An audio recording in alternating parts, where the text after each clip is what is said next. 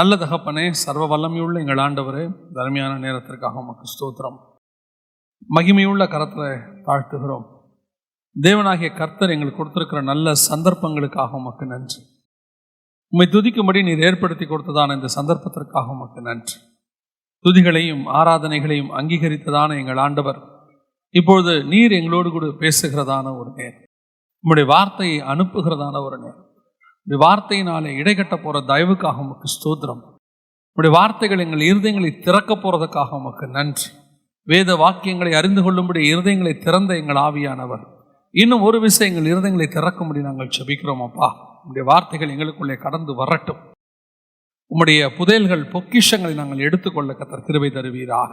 உம்முடைய மகிமைக்குள்ளே எங்களை ஒப்பு கொடுக்கிறோம் எங்கள் ஆண்டவர் இயேசுவின் நாமத்தில் பிதாவே, அல்லேலூயா. ஆகாய் தீர்க்கதரிசன புஸ்தகம் 2ஆம் அதிகாரம் 20-21 வசனத்தில் ஆண்டவர் ஒரு வார்த்தையை சொல்லுகிறார். நீ யூதாவின் தலைவனாகிய செருபாபேலோடு சொல்ல வேண்டியது என்னவென்றால், நான் வானத்தையும் பூமியையும் அசைய பண்ணுவேன் அப்படின்னு சொல்றார். கர்த்தர் இந்த வானத்தையும் பூமியும் அசைய பண்ணுவேன் என்று யாருக்கிட்ட சொல்றாருன்னா, யூதாவின் தலைவனாகிய செருபாபேல் அப்படின்னு இருக்கு. இந்த செருபாபேல் யாரு அப்படின்னு கேட்டீங்கன்னு சொன்னா, 2வது தேவாலயத்தை கட்டுவதற்கென்று கர்த்தரால் தேர்ந்தெடுக்கப்பட்டதான ஒரு மனுஷன். முதலாவது ஆசாரிப்பு கூடாரம் இருந்தது. ஆசாரிப்பு கூடாரத்திலிருந்து தாவீதின் விருப்பப்படி முதலாவது தேவாலயம் கொண்டு வரப்பட்டது. அதை சாலமோன் கட்டினார் என்று பார்க்கிறோம். இந்த முதலாவது தேவாலயம் நேபுகாத் நேச்சாரால் இடிக்கப்பட்டது. அதற்கு பிறகு 70 ஆண்டு காலம் அது கட்டப்படாமல் அப்படியே இருந்தது. இஸ்ரவேல் ஜனங்கள் அதை குறித்து கவலைப்படாமல் இருந்தார்கள்.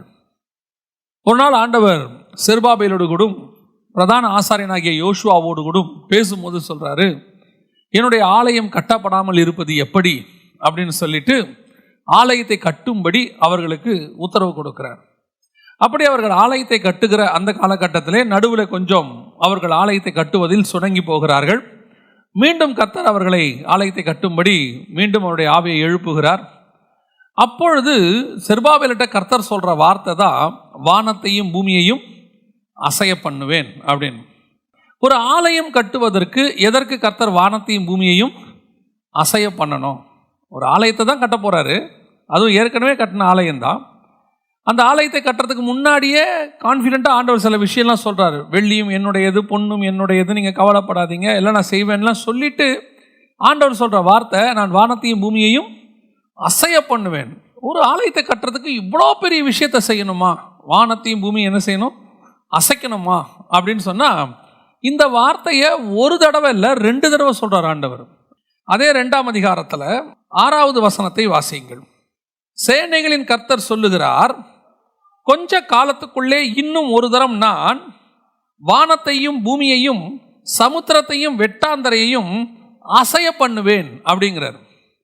இதே வசனத்தை தான் திருப்பி 21வது வசனத்தில் சொல்றாரு, வானத்தையும் பூமியையும் அசைய பண்ணுவேன் அப்படின்னு திருப்பி சொல்றாரு.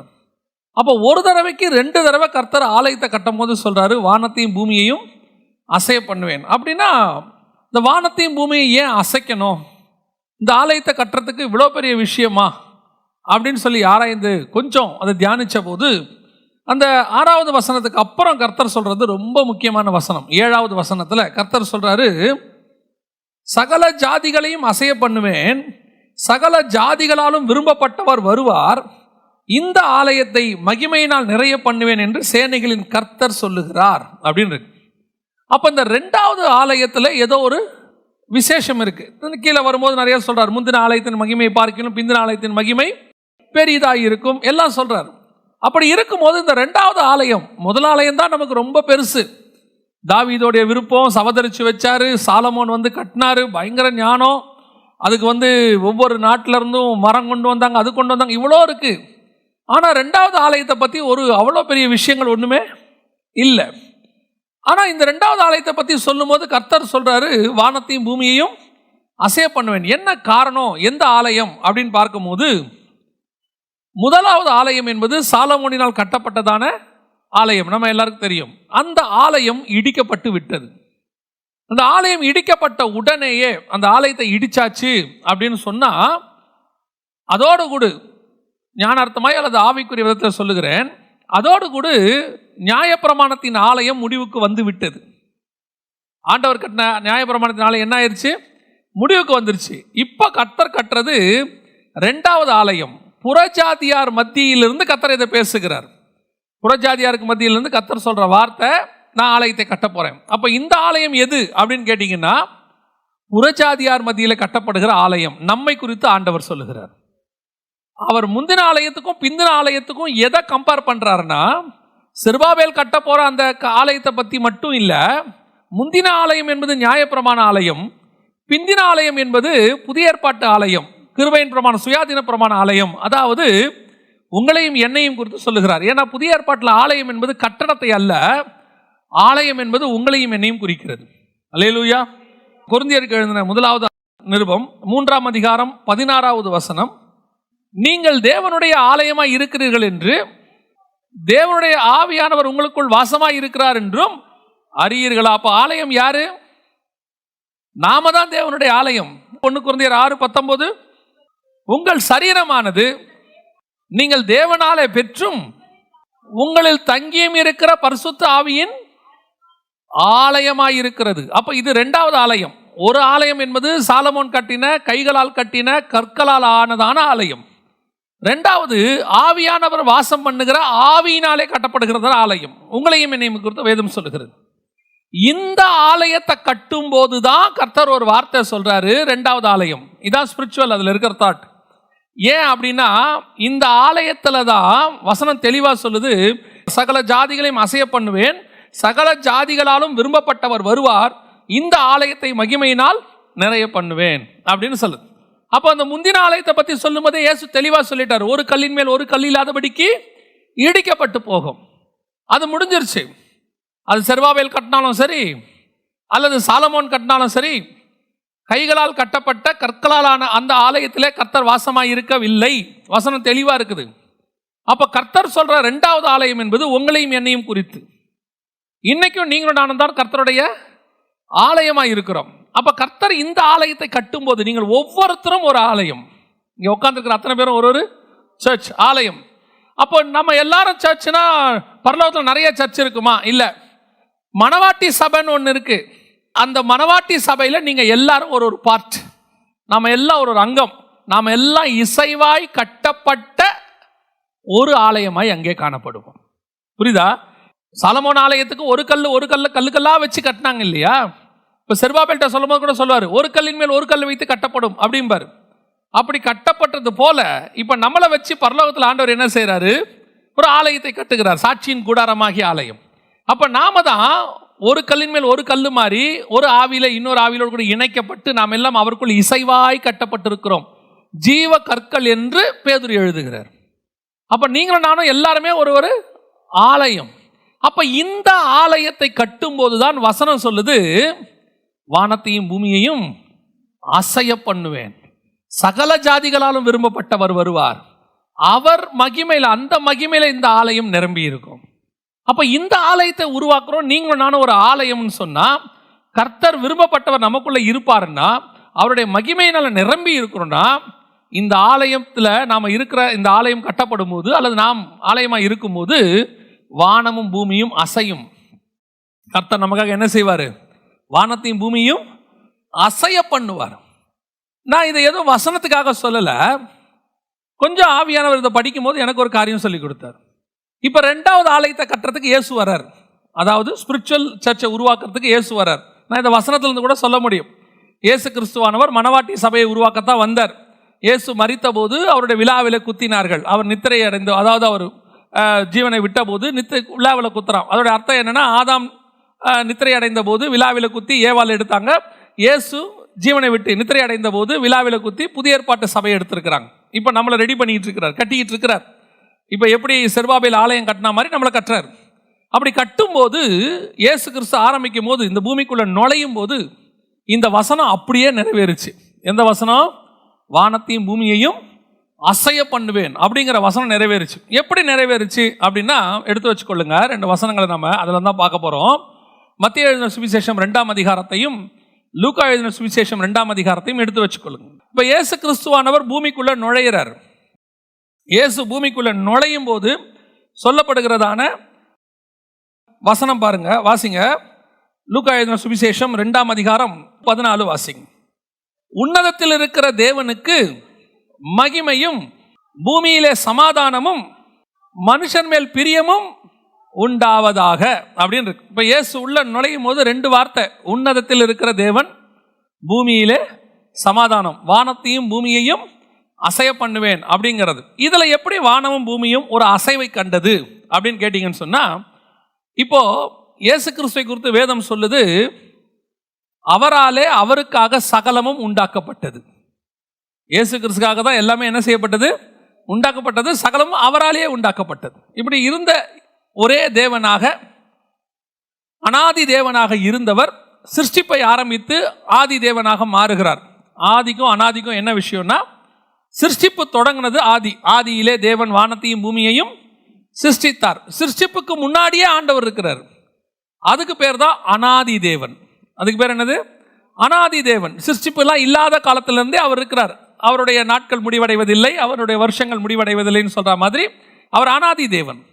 அவர் எப்ப தன் வாயை திறந்து ஃபர்ஸ்ட் ஒரு சிருஷ்டிப்பு ஆரம்பிக்கிறார். அந்த சிருஷ்டிப்புக்கு பேர் தான் ஆதி. ஆதியிலே தேவன் வானத்தையும் பூமியும் சிருஷ்டித்தார் அப்படின்னு இருக்கு. இப்ப ஆண்டவர் சில நோக்கங்களுக்காக, சில காரியங்களுக்காக அதெல்லாம் செய்யறாரு. செஞ்சு முடிச்ச பிறகு நம்முடைய ஆண்டவர் மனுஷன் வீழ்ச்சி அடைகிறான், ஆதாம் வீழ்ச்சி அடைகிறான். அவனை மீட்கும்படி ஏறக்குறைய ஒரு 4000 வருஷம் கழிச்சு தேவனே மனுஷனுடைய ரூபம் எடுத்து மாம்சமாகி, அந்த வார்த்தை மாம்சமாகி இறங்கி வருது. அப்படி வரும்போது இப்போ யோசிச்சு பாருங்களேன், இயேசு கிறிஸ்து ஒரே பேரான குமாரன், அப்படித்தான வசனம் சொல்லுது. அவர் தம்முடைய ஒரே பேரான குமாரனை தந்தருளி அவருக்காக அவராலே எல்லாம் உண்டாக்கப்பட்டிருக்கும் போது, அந்த பரலோகத்திலிருந்து இயேசுவே பூமிக்கு வந்துட்டார்னா பரலோகம் எப்படி இருக்கும்? பரலோகம் அவருக்காக உண்டாக்கப்பட்டது, பரலோகத்தினுடைய தேவன் அவர். அப்படி இருந்த இயேசு பூமிக்கு வந்துட்டார்னா பரலோகம் எப்படி இருக்கும்? தேவன் மனுஷனை ஏன் உண்டாக்கினார் அப்படின்னு கேட்டா, ஒரு தூதர் கூட்டம் அவருக்கு விரோதமாக எழும்பி கீழே வந்து விட்டது. அதற்கு பதிலாக தான் யாரை உண்டாக்குறாரு? மனுஷனை உண்டாக்குறாரு. இப்போ ஒரு தூதர் கூட்டமே அங்கே இல்லைன்னா அந்த இடம் எப்படி இருக்கும்? வெறுமையா இருக்கும். ஸோ அதுக்கு பதிலாக கர்த்தர் யாரை உண்டாக்குறாரு? மனுஷனை உண்டாக்கி நம்மை தேவ தூதர்களை போல மாற்றி கொண்டு போய் உட்கார வைக்க போறாருன்னு வசனம் சொல்லுது. அப்படி இருக்கும்போது ஒரு தூதர் கூட்டமே பரலோகத்தில் இல்லைன்னா அந்த இடம் வெறுமையா இருக்கும்னா, இயேசுவே பரலோகத்தில் இல்லைன்னா எப்படி இருக்கும்? சர்வத்தையும் உண்டாக்கின தேவன், வானம் அவரது சிங்காசனம், பூமி அவரது பாதப்படின்னு வைக்கணும். நம்ம பொதுவாக இயேசு பிறந்தார் அப்படின்னு நம்ம சொல்லிடுறோமே ஒழிய, அதுக்கு பின்னாடி இருக்கிற விஷயத்தை நம்ம யோசிக்கவே இல்லை. தேவன் எவ்வளோ பெரிய தேவன், சர்வ வல்லமை உள்ள தேவன் இல்லையா? வானம் அவரது சிங்காசனம், பூமி பாதப்படினா அப்ப எவ்வளோ பெரிய தேவன்.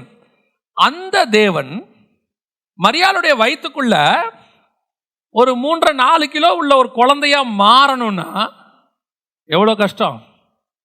நம்ம பொதுவாக அப்படியே குறுக்கிக்கிட்டு எவ்வளோ குறுக்கினாலும் நம்மளால என்ன செய்ய முடியாது. ஒரு லிமிட்டுக்கு மேலே தேவனால முடியும், ஒரு சர்வ வல்லமை உள்ளவர். ஆனால் யோசிச்சு பாருங்க, அந்த வானத்தையும் பூமியை உண்டாக்கின தேவன் இன்னைக்கு வானத்தில் இல்லை, பரலோகத்தில் இல்லை.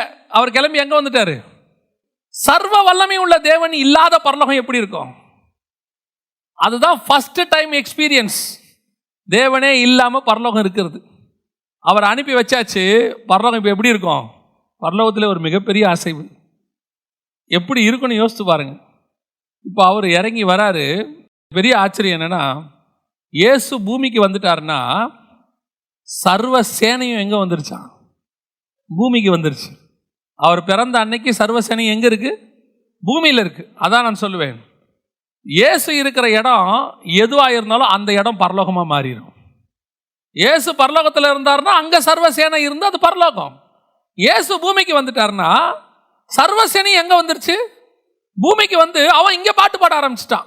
ஏன் இன்னும் மேல யாருக்கு பாட சொல்றீங்க? நாங்க மேல யாருக்கு பாட முடியும்? வானம் வெறுமையா இருக்கிறது. இயேசு கிறிஸ்து அப்படி பரலோகத்துக்குள்ள நுழைகிறாரு. 5ஆம் அதிகாரம் வெளிப்படுத்தின விசேஷத்தில் வாசித்து பாருங்க. அடிக்கப்பட்ட வண்ணமாய் இருக்கிற ஆட்டுக்குட்டியானவர் உள்ளே நுழைகிறாரு. அப்படி நுழையும் போது 24 மூப்பர்களும் முகங்குப்புற விழுந்து 4 ஜீவன்களும் அவரை பணிந்து கொண்டு, எப்படிப்பட்ட தேவனை அவங்க எப்படி ஜெய்ஜாண்டிக்கா வரவேற்கிறாங்க பாருங்க. அப்ப இயேசு கிறிஸ்து அப்படி பூமிக்கு வந்த உடனே சர்வ சேனையும் இறங்கி எங்க வந்துருச்சு? வானத்திலே ஒரு பெரிய அசைவு. வானத்திலே இல்லைன்னா தூதர்கள்லாம் கீழே போயிட்டீங்க, என்னையா பண்றீங்க? யாருக்கு அங்க ஆராதனை பண்ண சொல்றீங்க? ஆராதனை பண்ண வேண்டிய தேவன் எங்க இருக்கிறார்? இங்கே இருக்கிறார். அதான் நான் சொல்லுவேன், நாம் ஆலயமாய் இருந்து தேவன் நமக்குள்ள இருந்தால் நம்முடைய ஆராதனை பரலோகத்தினுடைய ஆராதனையாக இருக்கும். நம்ம கூட இயேசு இருந்தாருன்னா ஆராதனை எப்படி தான் இருக்கும்? பரலோகம். ஏன்னா தூதர்கள் எல்லாரும் எங்க தான் இருப்போம். நான் ஏதோ விளையாட்டுக்காக உங்களுக்கு சொல்லலை, நான் எப்பவும் சொல்லுவேன், யோசேப்பை பிடிச்சி சிறைச்சாலையில் வச்சிருப்பாங்க. அந்த சிறைச்சாலையில் யோசேப்பு இருந்தான், கர்த்தரோ யோசேப்பு. அப்படின்னா கர்த்தர் யோசேப்போடு இருக்கிறார், யோசேப்பு ஜெயிலில் இருக்கிறாரு. இப்போ இயேசு இருக்கிற இடத்துல யார் இருப்பா? தூதர்கள்லாம் இருப்பாங்க. வேற வேலை, ஆராதிக்கிறது இவரை தானே ஆராதிக்கணும். ஏன் யோசேப்பை எல்லாருக்கும் பிடிச்சது தெரியுமா? யோசேப்பு என்ன ஸ்பெஷல்? தேவன் உங்க கூட இருந்தால் தேவனை பிடிக்கிற எல்லாருக்கும் உங்களையும் பிடிக்கும். தேவனை எல்லாருக்கும் பிடிக்கும் தானே, ஏன்னா நல்லவரை எல்லாருக்குமே பிடிக்கும். அந்த தேவ பிரசன்னம் அப்படி முகத்தில் யோசேப்புக்கு இருக்கும்போது ஆட்டோமேட்டிக்காக யோசேப்பை என்ன செய்யுது? எல்லாருக்கும் பிடிக்குது. எங்க போர்த்திபார் வீட்டுக்கு போனாலும் பிடிக்குது, சிறைச்சாலைக்கு போனாலும் பிடிக்குது, பார்வோனுக்கிட்ட போனாலும் பிடிக்குது. காரணம் வேற ஒன்றும் இல்லை, யோசேப்பு அவ்வளவு அழகு, யோசேப்பு பயங்கர ஞானம், யோசேப்பு தேவாவி பெற்ற மனுஷன், அதெல்லாம் இல்லை. அதை விட மேலானது யோசேப்போடு கர்த்தர் இருந்தார். கர்த்தர் உங்க கூட இருந்தால், நீங்கள் தேவனுடைய ஆலயமாக இருந்தால், கர்த்தர் உங்க கூட இருந்தால் உங்களை எல்லாருக்கும் பிடிக்கும். உங்க ஆலயத்துக்கு அத்தனை பேர் தானாவே வருவான். அதான் நடக்கும். உங்களிடத்துல அநேகர் பேசுறதுக்கு வருவான், சாதாரணமாக சொல்லுவான், என்னமோ தெரியல உங்ககிட்ட பேசிட்டே இருக்கணும் போல இருக்குமா. காரணம் கர்த்தர் உங்க கூட இருக்கிறார், வேற ஒன்றும் இல்லை. உன்னோடும் என்னோடும் தேவன் இருந்தால் நம்ம எல்லாருக்குமே பிடிக்கும். ஸ்பிரிச்சுவலி எல்லாருக்கும் பிடிக்கும். பிசாசுக்கு பிடிக்காது, அதை விட்டுருவான். நீங்கள் அப்புறம் கேட்கக்கூடாது, ஒரு சிலர்லாம் என் மேலே எரிச்சலாக இருக்கானே, ஏன்? அந்திகிறிஸ்துக்கு பிடிக்காது. ஏன்னா வசனம் சொல்லுது, அவன் எதிர்த்து நிற்கிறவனாயும் தேவன் எனப்படுவது எதுவோ ஆராதிக்கப்படுவதோ எல்லாவற்றுக்கும் அவன் மேலாக தன்னை உயர்த்துவான். அவனுக்கு எதிர்த்து நிற்பான். யார் நிற்பா? அது ஸ்பிரிட், வேற ஸ்பிரிட். நல்ல ஸ்பிரிட் இருக்கிற எல்லாருக்கும் உங்களை என்ன செய்யும்? பிடிக்கும்.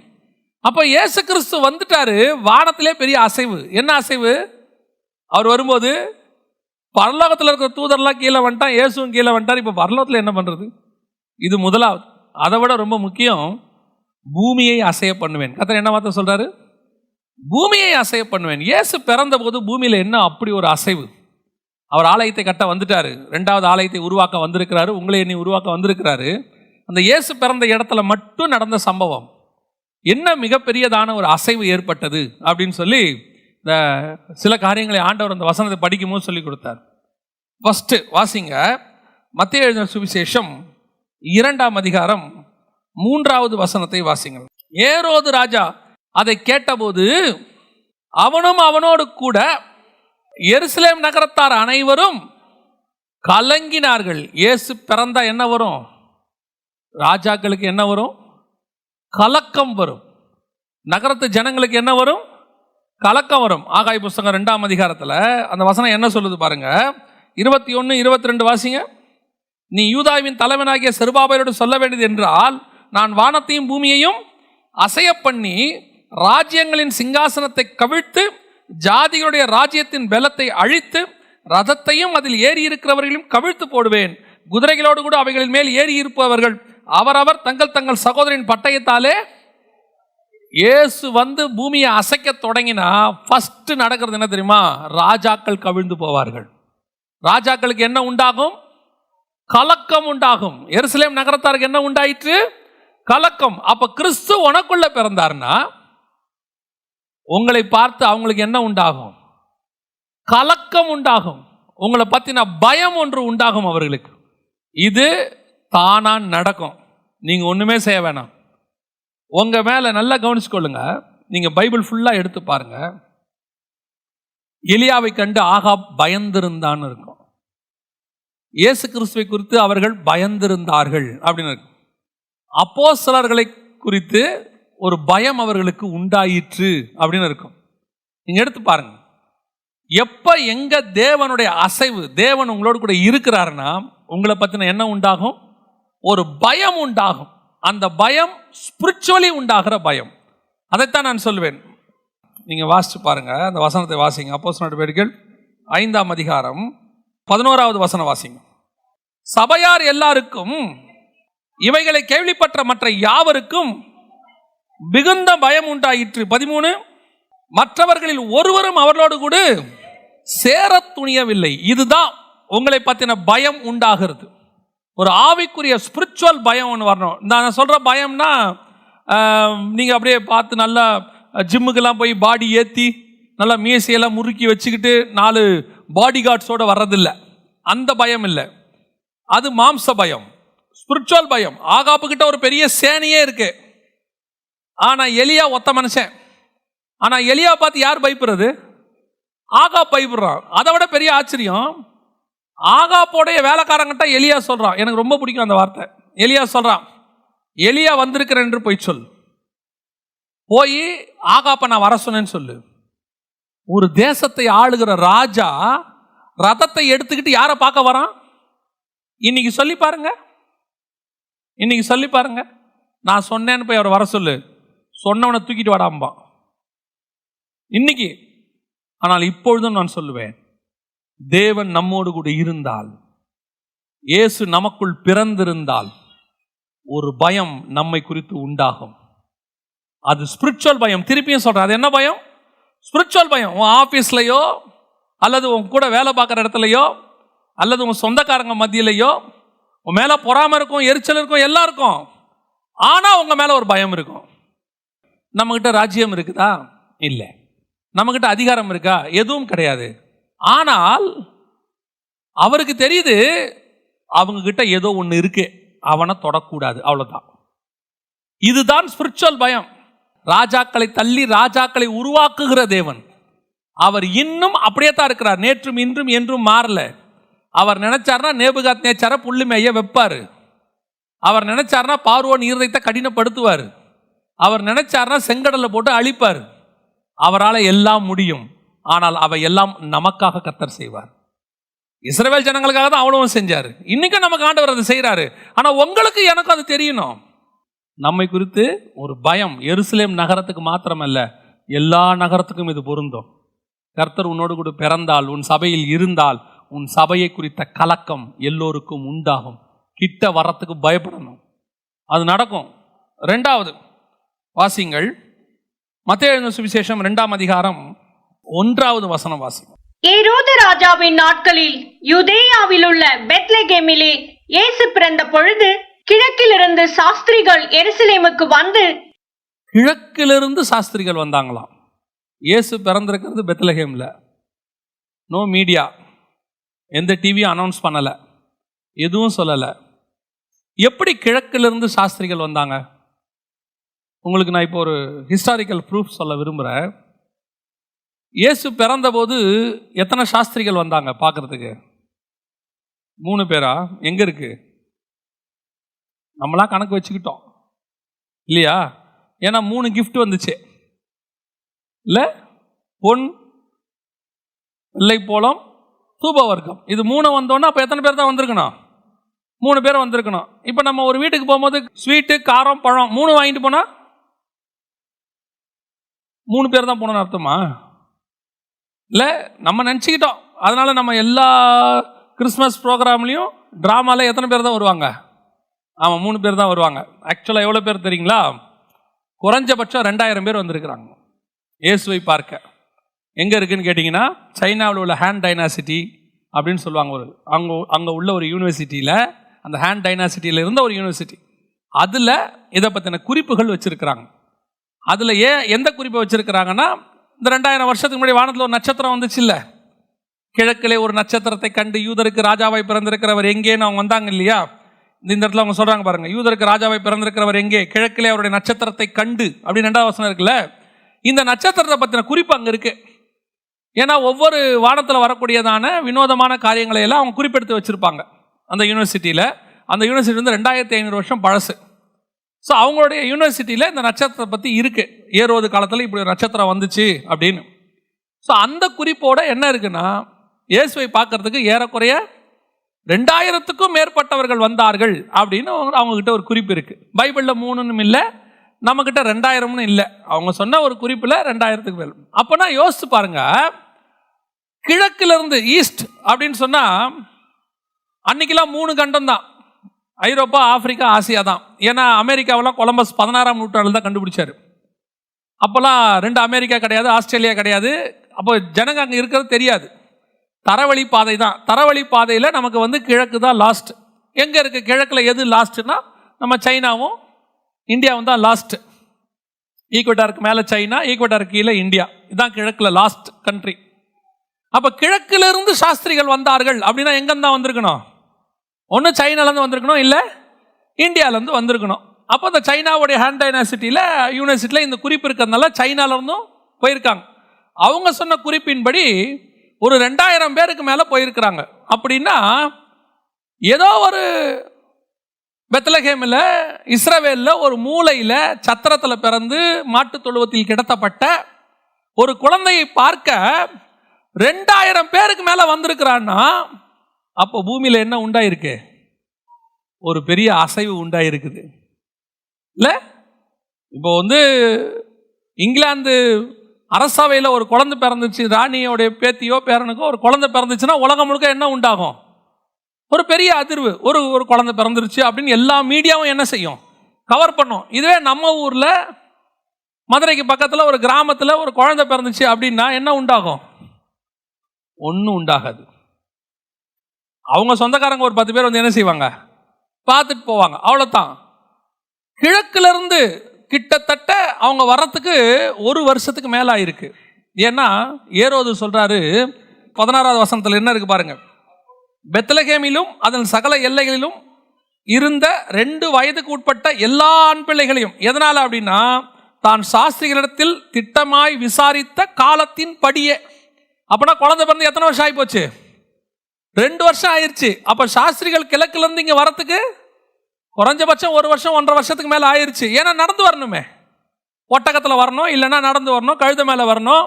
நம்மளை மாதிரி ஃப்ளைட் ஏறி இறங்கிறதுக்குலாம் வழி இல்லை. அப்போ ஏரோதோடைய கணக்கு 1.5 வருஷம் 2 வருஷம் ஆயிடுச்சு. அப்போ இந்த 2 வருஷமும் பூமியில் ஒரு மிகப்பெரியதான என்ன நடந்திருக்கு? அதிர்வு, அசைவு. இயேசு பிறக்கிறாருன்னு கிழக்குலேருந்து ஒரு குரூப் புறப்பட்டான். எங்கெங்கிருந்து எவன் புறப்பட்டான்னு நமக்கு தெரியாது. எல்லாம் புறப்பட்டு எங்கே வரான்? பெத்லகேமுக்கு வரான். ஏன்? ஒரு நட்சத்திரம் வந்திருக்கு அப்படின்னு. இதுதான் இயேசு பிறந்தால் ஏற்படக்கூடியதான ஒரு அசைவு. அதையே தான் திருப்பி சொல்றேன். உன்னுடைய ஆலயத்தில் இயேசு பிறந்திருக்கிறார் என்றால், இயேசு இருக்கிறார் என்றால், பூமியின் நாலாபுறத்திலிருந்தும் ஆத்துமாக்களை கொண்டு வருவதற்கு கர்த்தர் வல்லமை உள்ள தேவனாக இருக்கிறார். ஜனங்கள் எங்கே இயேசு இருக்கிறாரோ அங்கே ஓடி வருவார்கள். ஏன்னா அது ஒரு மேக்னெட் பவர் மாதிரி. அவர் எங்க இருந்தாலும் ஜனங்க வருவாங்க. அது உண்டாக்கும், ஒரு அசைவை உண்டாக்கும். எனக்கு ரொம்ப ஆச்சரியப்பட்ட ஒரு வசனம் மத்தேயு 4ஆம் அதிகாரத்தில் கடைசி 2 வசனத்தை வாசிச்சு பாருங்க. அவருடைய கீர்த்தி சிரியா எங்கும் பிரசித்தமாயிற்று. சிரியா எங்க இருக்கு? இஸ்ரவேலுக்கு மேல. இயேசு கிறிஸ்து இஸ்ரவேலுக்குள்ளதான் இருக்கிறார். அவர் அங்க உட்காந்து பிரசங்கம் பண்ணிட்டு இருக்கிறாரு, ஹீலிங் பண்ணிட்டு இருக்கிறார், டெலிவரன்ஸ் மினிஸ்ட்ரி. ஆனா வசனம் சொல்லுது அவருடைய கீர்த்தி சிரியா எங்கும் பிரசித்தமாயிற்று. பக்கத்து நாட்டுக்கு போயிருச்சு. எப்படி போச்சு? வாட்ஸ்அப் கிடையாது, ட்விட்டர் கிடையாது, யூடியூப் கிடையாது, மீடியா கிடையாது, ஒன்றும் கிடையாது. அதுதான் இயேசு. அது மட்டும் இல்லை, அதுக்கு அடுத்த வசனம் வாசிங்க. கலிலேயாவிலும் தெக்கோப்போலியிலும் எருசலேமிலும் யூதேயாவிலும் யோர்தானுக்கு அப்புறத்திலும் இருந்து திரளான ஜனங்கள் அவரிடத்தில் வந்தார்கள். எத்தனை ஊர்ல இருந்து வராம பாருங்க. யோர்தானுங்கிறது இன்னொரு நாடு, யோர்தானுக்கு அப்புறம் ஜோர்டானுங்கிறது ஒரு நாடு, சிரியாங்கிறது ஒரு நாடு, இயேசுநாதர் உட்கார்ந்து இருக்கிறது கலிலேயாவில. அத்தனை பேரும் வரான். இதுதான் அவர் பிறந்ததிலிருந்து கிழக்குல ஆரம்பிச்சது. ஜனங்க தேட தொடங்கினாங்க. அவர் சாகர வரைக்கும் ஜனங்க தேடிட்டு இருந்தாங்க. அவர் இருக்கிற இடம் எங்க எங்க எங்க எங்கன்னு தேடுறான். அதுதான் நான் சொல்றேன். இயேசு உங்களுக்குள் பிறந்திருந்தால், இயேசு உங்களுக்குள் இருந்தால், நீங்க ஆத்துமாக்களுக்கு கதற வேண்டியதுலாம் இல்லை. ஆத்மா பாரத்தோட ஜெபம் பண்ணும், அதை சொல்லல. ஐயோ ஆத்மா வரலையே, இவ்வளோ உழைக்கிறேனே. நீங்க உங்களுக்குள்ள கிறிஸ்து இருந்தால் போதும், எங்க இருந்தாலும் ஜனங்க தேடி வருவார்கள். கிறிஸ்து இருந்தா என்ன செய்யும்? எங்க இருந்தாலும் ஜனங்கள் வரும். அதுக்கு ஒரு பெரிய ஆச்சரியம் இருக்கு. எனக்கு இந்த வசனத்தை படிக்கும் போது ரொம்ப பிரமிப்பா சில விஷயங்கள்லாம் பார்த்தேன். இயேசு கிறிஸ்துவை தேடி வரும்போது அவங்க சொல்ற ரீசன்ஸ் பாருங்க. எப்படி தேடி வந்தாங்க? ஃபர்ஸ்ட் எப்படி தேடி வந்தாங்க வாசிங்க. லூக்கா எழுதின சுவிசேஷம் 2ஆம் அதிகாரம் 11வது வசனம் வாசிங்க. இன்று கர்த்தராகிய கிறிஸ்து என்னும் இரட்சகர் உங்களுக்கு தாவீதின் ஊரிலே பிறந்திருக்கிறார். இது வேர்ட் ஆஃப் காட். பரலோகத்திலிருந்து என்ன வருது? மெசேஜ். கிறிஸ்து பிறந்திருக்கிறார் அப்படின்னு சொல்லி மெசேஜ். இந்த வேர்ட் ஆஃப் காடுக்கு ஒரு கூட்டம் தேடி கிறிஸ்துவின் இடத்துல வரும். உடனே மேய்ப்பர்கள் புறப்பட்டு சொன்ன வார்த்தை உண்மைதானா என்று பார்க்கும்படி எங்க போயிட்டாங்க? இயேசுவை பார்க்க போயிட்டான். ஃபர்ஸ்ட் உங்களை தேடி ஜனங்க வரணும், உன் சபைக்கு ஜனங்க வரணும், உன் சபையில் ஜனங்கள் தங்கி இருக்கணும், தேடி வரணும். அப்படின்னா ஃபர்ஸ்ட் உங்ககிட்ட இருக்க வேண்டியது வேர்ட் ஆஃப் காட். இந்த வேர்ட் ஆஃப் காட் இருந்தால், கர்த்தருடைய வார்த்தை உன்னிடத்தில் இருக்குமானால், ஜனங்கள் எங்கிருந்து வேணாலும் வருவார்கள். இது இந்த கர்த்தருடைய வசனத்துக்கு அப்படி ஒரு பவர் உண்டு. இயேசு கிறிஸ்து பேசிட்டு அக்கறைக்கு போறாரு போட்ல ஏறி. ஜனங்க சுத்தி வந்துட்டான் அந்த பக்கம். இயேசு என்ன சொல்றாரு? வாருங்கள் அக்கறைக்கு போய் சாப்பிடலாங்கிறாரு. ரொம்ப லேட் ஆயிருச்சு, சாப்பிடல இன்னும், வாங்க அந்த பக்கம் போய் சாப்பிடலான்ட்டு போறாரு. ஆனா இங்க இருக்கிற ஜனங்க என்ன பண்றான்? அவர் போய் போட்ல அந்த பக்கம் சேர்றதுக்குள்ள சுத்தி வந்துட்டான். கரை ஓரமாவே வந்துட்டு திருப்பி பேச சொல்றான். நீங்க கொஞ்சம் எங்களுக்கு பேசணும். ஒரு காலத்துல இதே ஜனங்க தான் மோசே கிட்ட சொன்னாங்க, மோசே பேசட்டும், கர்த்தர் பேச வேண்டான்னா. இன்னைக்கு அதே ஜனங்கள் கர்த்தரை பார்த்து சொல்றான், நீங்க பேசுங்க கொஞ்சம். இதுதான் word of God. Word of God உங்ககிட்ட இருக்குமானால் உன் வார்த்தைக்கு ஜனங்கள் தேடி வருவார்கள். நீ என்ன பேசுறன்னு கேட்கறதுக்கு ஜனங்க வருவாங்க. நம்ம கிட்ட அது இல்லை, நல்லா தெரிஞ்சுக்கணும். நம்மளை தேடி வரல, நம்ம கிட்ட இருக்கிற வேர்ட் ஆஃப் காடுக்கு வராங்க. நாம பேசியே வரான்னா நம்ம பேசும்போதெல்லாம் யாராவது ஒருத்தர் வரணும். கர்த்தருடைய வார்த்தையை பேசினா தான் வருவான். ஒரு சபைக்கு ஒரு விசுவாசி தேடி வந்து தங்குறானா, ஃபர்ஸ்ட் அந்த சபையில் இருக்க வேண்டிய விஷயம் என்னது? Word of God. கர்த்தருடைய வார்த்தை. தேவனோட இருந்து கர்த்தருடைய வார்த்தை உன்னிடத்தில் இருக்குமானால் அந்த வார்த்தைக்கு ஜனங்கள் எங்கிருந்தாலும் வருவார்கள். அந்த வார்த்தைக்கு அப்படி ஒரு பவர் உண்டு. கொண்டு வரும், ஜனங்களை கொண்டு வரும், எங்கிருந்து வேணா கொண்டு வரும். நாங்கள் ஆரம்பத்தில் ஊழியத்தில் இருக்கும்போது ஒரு சத்தியம் பேசக்கூடிய ஒரு நல்ல ஒரு அண்ணன் இருக்காங்க. அவங்க பேசிட்டு இருக்கும்போது சொன்னாங்க, இப்பெல்லாம் ஜனங்களுக்கு வசனத்தின் மேல உள்ள தாகம் போயிருச்சு அப்படின்னாங்க. எனக்கு அது கேட்கவே மனசு கஷ்டமா இருந்தது. அப்போ இல்லைண்ணே, இந்த வசனத்தை எப்படியாவது ஜனங்க மத்தியில் கொண்டு போகணும் போது அதெல்லாம் கேட்க மாட்டாங்க தம்பி, ஜனங்க இப்போ அப்படிலாம் இல்லைப்பா அப்படின்ட்டாரு. எனக்கு ஒரு தாகம் இருந்துச்சு, எப்படியாவது ஜனங்களை வசனத்துக்கு வருவாங்க. ஏன்னா வசனத்துக்கு அப்படி ஒரு பவர் உண்டு. அது எப்படி வசனத்துக்கு? ஏன்னா வானம் பூமியும் ஒழிந்து போனாலும் எது ஒழியாது?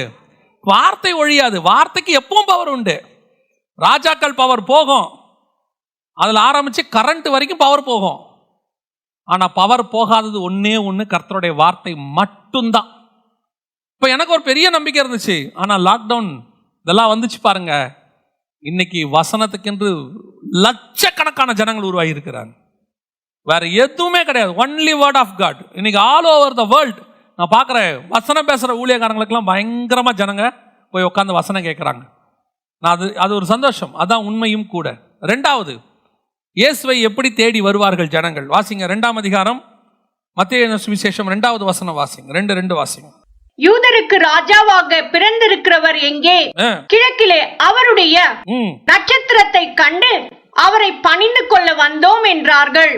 இரண்டாவது அடையாளம், இயேசுடைய பிறப்புக்கான ஃபர்ஸ்ட் வேர்ட் ஆஃப் காட். வசனத்தை சொன்னவன கேட்டு வந்துட்டான் ஒரு குரூப். இன்னொரு குரூப் எதுக்கு வரும்? அடையாளம். அடையாளம் நடந்துச்சுன்னா ஒரு குரூப் கண்டிப்பா எங்க வரும்? அடையாளத்தை பார்த்து வரும். ஏன்னா கிரேக்கர்கள் ஞானத்தை தேடுகிறார்கள், யூதர்கள் எதை தேடுறாங்க? அடையாளங்களை தேடுகிறார்கள். அடையாளத்துக்கு ஒரு குரூப் இருக்கு. இந்த பைபிள் வசனம் தெளிவா சொல்லுது, அற்புதங்களினாலும் அடையாளங்களினாலும் கர்த்தர் எதை உறுதிப்படுத்தினார்? வசனத்தை உறுதிப்படுத்தினார். அப்ப அந்த அடையாளத்தை நம்ம வச்சிருக்கிறோம், ஆண்டவர் அதை ரெடி பண்ணி வச்சிருக்கிறார். அதுக்கும் ஒரு குரூப் வரும். இயேசு கிறிஸ்துடைய ஊழியமே 2 விஷயமா இருக்கும். ஒன்று வாசிங்க. நசரேயன் ஆகிய இயேசுவை தேவன் பரிசுத்த ஆவியினாலும் வல்லமையினாலும் அபிஷேகம் பண்ணினார். தேவன் அவருடனே கூட இருந்தபடியினாலே அவர் நன்மை செய்கிறவராயும் பிசாசின் வல்லமையில் அகப்பட்ட யாவரையும் குணமாக்குகிறவராயும் சுற்றி திரிந்தார். அப்ப அங்க வேர்ட் ஆஃப் காடும் இருக்கு. ரெண்டாவது என்ன இருக்குது? மிராக்கிளும் இருக்கு. அடையாளம் ரொம்ப முக்கியம். சபையில 2வது இருக்க வேண்டிய மிக முக்கியமான விஷயம் என்ன? அடையாளம். அற்புத அடையாளங்கள். அற்புத அடையாளம் நடந்தால் கண்டிப்பாக ஒரு பெரிய கூட்டம் இயேசுவை தேடி வரும். இயேசுகிட்ட வேர்ட் ஆஃப் காடுக்கு வந்தது ஒரு கூட்டம் இருந்துச்சு, அவருடைய வசனத்தை கேட்க ஒரு பெரிய கூட்டம் வந்துச்சு, உண்மை. யோவான் ஸ்நானங்கிட்ட வசனத்தை தேடி ஒரு பெரிய கூட்டம் வந்துச்சு, உண்மை. அதே நேரத்தில் அற்புதத்துக்காயும் ஒரு பெரிய ஜனங்கள் அவரிடத்துல வந்தார்கள். அவர்கிட்ட அதான் காலையிலிருந்து மாலை வரைக்கும் அவர் என்ன பண்ணாராம், பிசாசனால் அகப்பட்ட யாவரையும் விடுதலையாக்கி குணமாக்கி காலையிலேருந்து சாயங்காலம் வரைக்கும் குருசேட் நடத்தி இருக்கிறார். ஸோ நம்ம எல்லாம் என்ன விரும்பணும் தெரியுமா? நான் எப்பவும் சொல்லுவேன், புதுசாக சர்ச்சை ஆரம்பிக்கிறவங்ககிட்டலாம் சொல்லுவேன், உங்கள் சபையில் ஒரு அற்புதம் நடக்கணும். அந்த அற்புதம் அந்த ஏரியாவையே கலங்க பண்ணணும். அது நடக்கணும். அப்படி ஒரு மிராக்கிள் நடக்கணும். அந்த மிராக்கிளுக்கு ஜனங்க சபைக்கு தேடி ஓடி வரணும். நம்ம போகக்கூடாது, அவன் வரணும். கிழக்கிலே நட்சத்திரத்தை கண்டு யூதருக்கு ராஜாவாய் பிறந்திருக்கிறவர் எங்கேன்னு வரணும். இந்த அடையாளத்தை தேடி நான் வராம பாருங்க. எத்தனை 1.5 வருஷம் டிராவல் பண்ணி வராம பாருங்க. இன்னைக்கும் நடக்கும். அதைத்தான் நான் சொல்ல வரேன். பெத்லகேமில் ஒரு நட்சத்திரம், அது சைனாவில் வரைக்கும் கிழக்கு வரைக்கும் அடிக்குது பாருங்க பவர். அந்த பவர் தான் உனக்குள்ளையும் எனக்குள்ளையும் இன்னைக்கும் இருக்கு. நீ நான் விசுவாசிக்கணும். என்னுடைய சபையில், என் வீட்டில், என் கூட்டத்தில், நான் பேசுகிற இடத்துல நடக்கிற ஒரு அற்புதம் கிழக்கு வரைக்கும் அடிக்கணும். அங்கிருந்து ஜனங்கள் தேடி வரணும். ஃபர்ஸ்ட் சபையில் word of God is very important. உன்னிடத்துல கர்த்தருடைய வார்த்தை சபையில் இருக்கணும். ரெண்டாவது என்ன இருக்கணும்? ஒரு மிராக்கிள், ஒரு அற்புதம். என் சபைக்குள்ள ஒரு வியாதியஸ்தன் நுழைஞ்சிட்டு அவன் வியாதியஸ்தனா வெளியே போகவே கூடாது. என் சபைக்குள்ள கட்டுண்டவனா வந்துட்டு அவன் டெலிவரன்ஸ் கிடைக்காம வெளியே போகவே கூடாது. என் சபைக்கு வந்தா ஒரு பெரிய விடுதலை கிடைக்குங்கிற பேரு வெளியே இருக்கணும். நார்த் இந்தியாவிலேருந்து தேடி வரணும். இந்த வியாதிக்கு மருந்து இல்லையாமா, உங்க சர்ச்சுக்கு போனா சுகமாகணும்னு சொன்னாங்க, அதுக்காக தேடி வந்தோம். இது நடந்துச்சு ஒரு காலத்துல இந்தியாவில். இது நடந்துச்சு. எத்தனை குருசேட்ஸ்ல வீல் சேர்லாம் தூக்கி போட்டு போன காலம் இருக்கு. ஸ்ட்ரெச்சர்ல கொண்டு வந்தவங்க நடந்து போன காலம் இருக்கு. ஆம்புலன்ஸ்ல வந்தவங்க நடந்து போன காலம் இருக்கு. ஒரு நட்சத்திரத்தை பார்த்து 2000 பேர் வந்திருக்கான் பாருங்க. ஒரு நட்சத்திரத்தை பார்த்து எந்த நாட்டுல இருந்து எந்த நாட்டுக்கு வந்திருக்கிறான் பாருங்க. இதான் அடையாளத்தினுடைய பவர். அந்த அடையாளம் நம்முடைய சபையில நடக்கணும். நீங்க ஜெபம் பண்ணணும். ஒவ்வொருத்தரும் ஜெபம் பண்ணணும். ஏன் சபையில நடக்கணும்? ஒரு பிசாசு பிடித்தவன் விடுதலையாக்கப்பட்டான், ஒரு கிராமமே ரட்சிக்கப்பட்டதாக வேதவசனம் சொல்லுது. ஒரு சமாரிய ஸ்திரீ ரட்சிப்படைந்தால் ஒரு கிராமமே ஓடி வந்தது என்று வசனம் சொல்லுது. ஒரு லாசரு உயிரோடு கூட எழுப்பினான், சுத்தி இருந்த அத்தனை பேரும் கர்த்தரை விசுவாசித்தார்கள் என்று வேதவசனம் சொல்லுது. அப்படி ஒரு பவர் என் மூலமா நடக்கணும். ஆண்டவரே, நீ வேர்ட் ஆஃப் காட்ல ஸ்ட்ராங்கா இரு. உன்னை கர்த்தர் பயன்படுத்தணும்னு விசுவாசி. கர்த்தர் எடுத்து உன்னை என்ன செய்வாரு? இது ரெண்டாவது சபையில கூட்டம் வரும். எப்படி வரும் தெரியுமா? முதலாவது வேர்ட் ஆஃப் காட், ரெண்டாவது அற்புத அடையாளங்கள் நடக்கணும், விசுவாசிக்கணும். மூணாவது இயேசுவை பிறந்திருக்கிறான்னு எப்படி தேடி வந்தாங்க? வாசிங்க, லூக்கா எழுதின சுவிசேஷம் 2ஆம் அதிகாரம் 27வது வசனம் வாசி. ஆவியின் ஏவதினாலே தேவாலயத்தில் வந்திருந்த யாரு வந்திருந்தது? சிமியோன். ஃபர்ஸ்ட் உள்ளவன் எப்படி வந்தான் இயேசுவை பார்க்க? தூதன் வந்து சொன்னான், வேர்ட் ஆஃப் காட். ரெண்டாவது எப்படி தேடி வந்தான் இயேசுவை பார்க்க? அடையாளம், சைன். ஆனா இவன் எப்படி வந்தான் தெரியுமா? வேர்ட் ஆஃப் காடும் இல்ல, எந்த அடையாளமும் இல்ல, ஆவியானவரை அவனை கொண்டு வந்து இங்க விட்டார். நீ பார்க்க வேண்டியவர் இங்க இருக்கிறாருப்பா, உனக்குன்னு ஒருத்தர் பிறந்திருக்கிறாரு, இவருக்காக தான் நீ காத்திருக்கிற. இந்த மாதிரி ஒரு கூட்டம் வரும். பேதுரு எழுந்திரிச்சு பிரசங்கம் பண்ணாரா? 3000 பேர் ரட்சிக்கப்பட்டானா? அற்புதம் நடந்துச்சா இல்லையா? ஒரு அற்புதமும் நடக்கல. புரியுதா நான் சொல்றது? பேதுரு எழுந்திரிச்சு பேசினாரா? வேர்ட் ஆஃப் காட் பேசினாரா? ஆனா பேசி முடிக்கும் போது வசனம் சொல்லுது, வசனம் அவர்கள் இருதயத்திலே குத்தப்பட்டவர்களா. எனக்கு ரொம்ப ஆச்சரியம். நம்ம எல்லாம் என்ன சொல்றோம் தெரியுமா? மேல் வீட்டு அறையிலே அவர்கள் கூடி ஜெபிக்கும் பொழுது என்ன பண்ணாங்க? பரிசுத்தாவிலே. நல்ல கவனிங்க, நம்ம மேல் வீட்டு அறைன்னு பேசுறோம், ஆனா அந்த அதிகாரத்துல மேல் வீட்டு அறைன்னு இல்லை. அது முந்தின அதிகாரத்துல தான் மேல் வீட்டு அறைன்னு இருக்கு. இந்த அதிகாரத்துல மேல் வீட்டு அறைன்னு இல்லை. நம்ம என்ன நம்புறோம்னா, போன வாட்டி ஜெபம் பண்ண இடத்துல தான் அவங்க இந்த வாட்டி என்ன பண்ணியிருப்பாங்க? ஜெபம் பண்ணியிருப்பான்னு நம்புறோம். அவங்க எல்லாரும் ஒரு இடத்துல தான் ஜெபம் பண்ணுவாங்க டெய்லி. போன வாட்டி 1ஆம் அதிகாரத்தில் மேல் வீட்டில் ஜெபம் பண்ணாங்க, 2ஆம் அதிகாரத்துலையும் மேல் வீட்டில் ஜெபம் பண்ணியிருக்கலாம், மேபி. அப்படி தான் நம்ம அங்கே மேல் வீட்டு அறைன்னு இல்லை, அந்த இடத்துல இல்லை. சரி இருக்கட்டும், மேல் வீட்டாவே நம்ம வச்சுக்கலாம். ஆனால் எப்படி அங்கே 3000 பேர் வந்தான்? நல்லா கவனிச்சிங்களா? பேதுரு பரிசுத்தாவில நிரம்பி 120 பேர் பரிசுத்தாவில நிரம்பின பிறகு பேதுரு எந்திரிச்சு பிரசங்கம் பண்ணும்போது பல நாட்டிலிருந்து ஜனங்கள் அங்கே இருக்கிறாங்க. ஒவ்வொரு மொழிக்காரனும் அங்க நிக்கிறான். இவர்கள் நம் ஜென்ம பாஷையில் பேசுகிறார்கள். இவங்கெல்லாம் எப்படி வந்தாங்க அங்க? இவங்க வேர்ட் ஆஃப் காடுக்காக வந்தாங்களா? இல்ல. மிராக்கிளுக்காக வந்தாங்களாங்க? இல்ல. இவனை பரிசுத்தாவில நிரப்பறதுக்கு முன்னாடியே பரிசுத்த ஆவியானவர் இவனுக்கு தேவையான ஆத்துமாக்களை கொண்டு வந்து அங்க வச்சிருந்தார். இவன் எழுந்திருச்சு பிரசங்கம் பண்ணா ஆட்டோமேட்டிக்கா அத்தனை பேர் ரட்சிக்கப்பட்டான். இவரை காலிங்லாம் கொடுக்கல, நாங்க ஒரு மீட்டிங் நடத்த போறோம் எல்லாம் வாங்க, அதெல்லாம் கொடுக்கவே இல்லை. இவன் எழுந்திருச்சு பிரசங்கம் பண்ணா அங்க 3000 பேர் ரட்சிக்கப்பட்டான். அப்ப அந்த 3000 பேர் எப்படி வந்தாங்க? எந்த வேர்ட் ஆஃப் காடும் கொண்டு வரல. ரட்சிக்கப்படுறதுக்கு தான் வேர்ட் ஆஃப் காட் தேவைப்பட்டுச்சு. ஆனா அங்க வர்றதுக்கு என்ன வரல? வேர்ட் ஆஃப் காட் இல்ல, மிராக்கிள் இல்ல, பரிசுத்த ஆவியானவரே அங்க கொண்டு வந்திருந்தார். 3000 பேர் அங்க வச்சிருந்தார். எல்லா நாட்டில இருந்து கொண்டு வந்து வச்சிருந்தார். அதைத்தான் சொல்றேன், உன்னுடைய சபையில பரிசுத்த ஆவியானவர் இருந்தா 3000 பேர் 5000 பேர் எங்கிருந்து தானா அங்க வருவான். நீங்க கவலையே பட வேண்டாம், அது தானா வரும். உங்ககிட்ட பரிசுத்த ஆவி இருந்தா உன்னை சுத்தி ஜனங்கள் வருவார்கள். அவரே கொண்டு வந்து ஆத்துமாக்களை நிரப்புவார். உன்னை நம்பி 3000 கொடுக்கணுமா 5000 கொடுக்கணுமா யார் பார்த்துப்பா? ஆவியானவர் பார்த்துப்பாரு. உங்க மீட்டிங்க்கு எத்தனை பேர் வரணுங்கிறது யார் பார்த்துப்பா? ஆவியானவர் பார்த்துப்பாரு. உன் பிரசங்கத்தை எத்தனை பேர் கேட்கணுங்கிறது யார் முடிவு பண்ணுவா? ஆவியானவர் முடிவு பண்ணுவார். நீ ஆவியானவர் கூட இரு, அதுதான் முக்கியம். உன் மூலமா சொல்லப்படுகிற வார்த்தை எத்தனை லட்சம் பேருக்கு போகணுங்கிறத யார் டிசைட் பண்ணுவா? ஹெவன் டிசைட் பண்ணும், பரிசுத்தாவி டிசைன் பண்ணுவார். பரிசுத்தாவி கொண்டு போகணும்னு நினைச்ச பிறகு அதை தடுக்கிறவன் யார்? அந்த வார்த்தை யார் தடுக்க முடியும்? அது கர்த்தருடைய வார்த்தை, அதை தடுக்க யாராலையும் முடியாது. அப்ப பரிசுத்த ஆவியானவரோடு கூட நீ இருந்து பேசுற வார்த்தை தான் 3000 பேர் ரட்சி. இதே பேதுரு 1ஆம் அதிகாரத்தில் பேசும்போது ஒன்றும் நடக்கல, ஆனா 2ஆம் அதிகாரத்தில் பேசும்போது 3000 பேர் ரட்சிக்கப்படுறான். இதே பேதுரு தான் 1ஆம் அதிகாரத்தில் ஏஞ்சி பேசுறாரு, 2ஆம் அதிகாரத்திலையும் எழுந்திரிச்சு பேசுறாரு அப்போஸ்தலர் நடபடிகள்ல. ஆனா 1ஆம் அதிகாரத்தில் ரட்சிக்கப்படாத ஜனங்கள் 2ஆம் அதிகாரத்தில் ரட்சிக்கப்படுகிறார். அதுதான் பரிசுத்த ஆவிக்கும் பரிசுத்த ஆவி இல்லாததுக்கும் வித்தியாசம். இன்னைக்கு நம்ம என்ன நினைக்கிறோம்? பரிசுத்த ஆவியானவர் நம்மகிட்ட இருக்கிறாரா? இருக்காரு. எப்படி சொல்றீங்க? ஒரு 10 வருஷத்துக்கு முன்னாடி நான் பரிசுத்த அபிஷேகம் பெற்றேன். 10 வருஷத்துக்கு முன்னாடி பெற்றீங்க, இப்ப இருக்காரா? அதான் அன்னைக்கே வந்துட்டாரு. சிம்சோன் மேல அன்னைக்கே வந்தாரு. எப்போ போனாரு? சிம்சோன் மேல வந்தாரு. ஆனா போனது யாருக்கு தெரியாது? சிம்சோனுக்கு தெரியாது. நீங்க பேசுற இடத்தெல்லாம் பரிசுத்த ஆவியானவர் நிக்கிறாரு நினைக்கிறீங்களா? நீங்க பேசுறது எல்லாமே வேர்ட் ஆஃப் காடா? நீங்க பேசுறது எல்லாமே ஆவியானவர் பேசுறதா? அங்கதான் இருக்கு விஷயமே. புல்பீட்ல இருந்து பேசுறது எல்லாம் பரிசுத்த ஆவியானோட வார்த்தையா இருக்குமானால் நிச்சயமா கீழே இருக்கிறவனே அந்த வசனம் தொடும். புல்பீட்டுங்கிறது என் மாம்சத்துக்குரிய இடம் அல்ல, என் ஆவியானவருக்குரிய இடம். இங்க நம்பி இத்தனை பேர் வந்திருக்கிறாங்க. இவங்களுக்கு தேவை என்னுடைய டேலண்ட் அல்ல, ஆவியானவருடைய வார்த்தை. ஏன் டேலண்ட்டை பார்க்க நீங்க வந்தீங்க? எதை பார்க்க வனாந்தரத்திற்கு போனீங்களே இயேசு கேட்டாரு. அதே தான் திருப்பி கேட்கிறோம். எதை பார்க்கறதுக்கு நீங்க இங்க வந்தீங்க?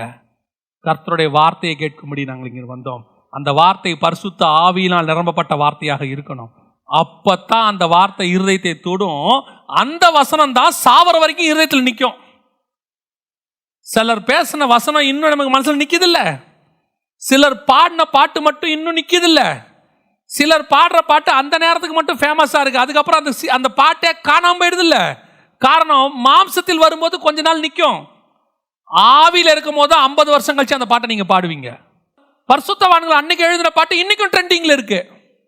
இப்போ ஒரு 1 மில்லியன் மக்கள் உட்காந்து பார்க்கறான். என் பாட்டை இன்னைக்கு எத்தனை மில்லியன் பார்க்கறான்றது முக்கியம் இல்ல, என் மெசேஜை எத்தனை மில்லியன்காரன் இன்னைக்கு பார்க்கறாங்கிறது முக்கியம் இல்ல, இதே மெசேஜை 50 வருஷம் கழிச்சு எவனாவது பார்க்கறானாங்கிறதா முக்கியம். அதுதான் பரிசுத்த ஆவி கூட இருக்கிறார்ன்றதுக்கு முக்கியம். அல்லேலூயா. பரிசுத்த ஆவியில ஏவப்பட்டு சிமியோன் அங்கே வந்தான். இவன் வேர்ட் ஆஃப் காடை கேட்டு வரல, மிராக்கிளை பார்த்து வரல, பரிசுத்த ஆவியினாலே அங்கே வந்தான். சபைக்கு வரவர்கள் அப்படி வருவார்கள். இந்த 3 வகையில பூமியை கர்த்தர் அதிர பண்ணி இருந்தார். பாருங்க, ஒரு தச்சனின் மகன், அன்னைக்கு உள்ள கணக்கின்படி நான் சொல்றேன், ஒரு தச்சனின் மகன், ஒரு சத்திரத்தில் பிறந்த ஒரு குழந்தை, ஒரு மாட்டு தொழுவத்தில் கிடத்தப்பட்ட ஒரு குழந்தை. இதை பார்க்கறதுக்கு எப்படிங்க இத்தனை பேர் வந்தாங்க? எப்படி வரான்? கிழக்கிலிருந்தும் ஆவியில ஏவப்பட்டும் மிராக்கிளை பார்த்தும் சைனை பார்த்தும் வேர்ட் ஆஃப் காடை கேட்டும் வரானா? அப்ப அந்த இயேசுடைய என்ட்ரி ஒரு மிகப்பெரிய அதிர்வு தான் இல்லை? அதே அதிர்வு நம்முடைய சபையிலும் இருக்கும். இயேசு அப்படி உள்ளே நுழையணும் சபைக்குள்ள. அல்லேலூயா. நான் இன்னும் ஒரு காரியத்தை சொல்ல விரும்புகிறேன். 3வது வாசிங்க, மத்தேயு சுவிசேஷம் 2ஆம் அதிகாரம் 11வது வசனம் வாசிங்க. 2:11 வாசிங்க. அவர்கள் அந்த வீட்டுக்குள் பிரவேசித்து பிள்ளையையும் அதன் தாயாகிய மரியாளையும் கண்டு சாஷ்டாங்கமாய் விழுந்து அதை பணிந்து கொண்டு தங்கள் பொக்கிஷங்களை திறந்து பொன்னையும் தூபவர்க்கத்தையும் வெள்ளை போலத்தையும் அதற்கு காணிக்கையாக வைத்தார்கள். பொன்னையும் தூபவர்க்கத்தையும் வெள்ளை போலத்தையும் அதற்கு காணிக்கையாக வைத்தார்கள். இப்போ இயேசு கிறிஸ்து கிட்ட என்னென்ன இருக்குது? இப்போ கோல்டு இருக்கு. பேசிட்டு என்ன வந்துருச்சு? கோல்டு வந்துருச்சு. அடுத்து தூபவர்க்கம், 3வது வெள்ளை. இது 3த்துக்கும் ஸ்பிரிச்சுவல் காரணம் இருக்கு. இப்போ நம்ம அதை எடுத்தோம்னா நேரம் பத்தாது. ஏன் பொண்ணு கொண்டு வந்தாங்க, ஏன் வெள்ளை போலம் கொண்டு வந்தாங்க, ஏன் தூபவர்க்கம்? இவ்வளோ இருக்கும்போது பொண்ணு வந்தால் வெள்ளி வரணும்ல. அடுத்து பொண்ணும் வெள்ளி தானே அடுத்த பாட்டு. அது வரல, பொண்ணு தான் வந்துச்சு, வெள்ளி வரல. அதே மாதிரி தூபவர்க்கம் வந்திருக்கு. ஏன் தூபவர்க்கத்தை கொண்டாந்தான், அதுக்கப்புறம் ஏன் வெள்ளை போலம் கொண்டாந்தாங்கிறதுக்கு வேற ஒரு ஸ்பிரிச்சுவல் தாட் இருக்கு. இப்போ நம்ம அங்கே போல. ஆனால் ஒன்று தெரிஞ்சுக்கணும், இயேசு நம்மக்கிட்ட இருந்தா இந்த வேர்ல்டில் இருக்கிற பெஸ்ட் ஆஃபரிங் எல்லாம் நம்மை தானாய் தேடி வரும்.